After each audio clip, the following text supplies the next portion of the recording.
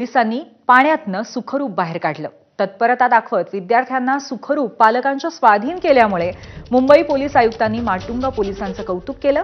ही तत्परता आणि हे प्रसंगावधान पाहून नागरिकांच्या सेवेसाठीची आमची बांधिलकी अधिक दृढ होतीये यात शंका नाही असं म्हणत पोलीस आयुक्तांनी ट्विट केलंय।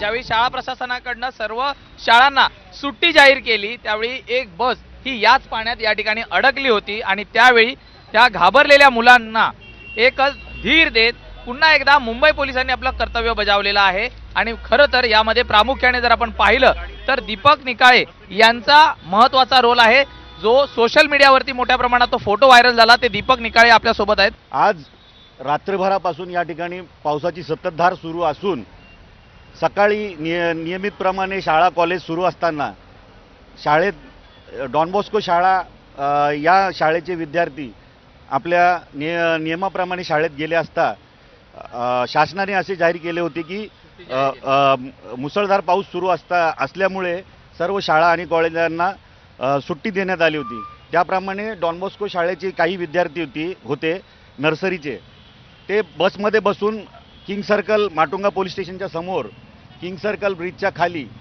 तिथे नेहमीप्रमाणे मुसळधार पाऊस झाल्यानंतर कमरा एवढं पाणी तुंबतं। त्या पावसाच्या पाण्यामध्ये सदरची बस अडकल्याने आम्ही तात्काळ त्या बसजवळ धाव घेतली आणि त्या बसमधील जवळजवळ 7 ते 8 लहान मुलं होती, त्यांना आम्ही रेस्क्यू करून सुरक्षितरित्या पोलीस ठाणे येथे। मुलं खरं तर खूप घाबरलेली होती आणि आपण एक दोन मुलींना त्या ठिकाणी आपण अंगावर घेतला होता। आपल्या नातीप्रमाणे ते एकूणच नातं हे दिसत होतं त्या फोटोमधनं आम्ही पाहतोय।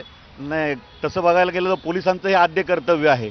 आपले नाती गोती सगळे शेवट लांब ठेवून प्रथम आपलं पोलीस कर्तव्य बजावणं हेच पोलिसांचं प्रथम कर्तव्य आहे। त्याप्रमाणे मी माझं कर्तव्य यशस्वीरित्या पाडण्याचा प्रयत्न केला मी या ठिकाणी। आजही आपण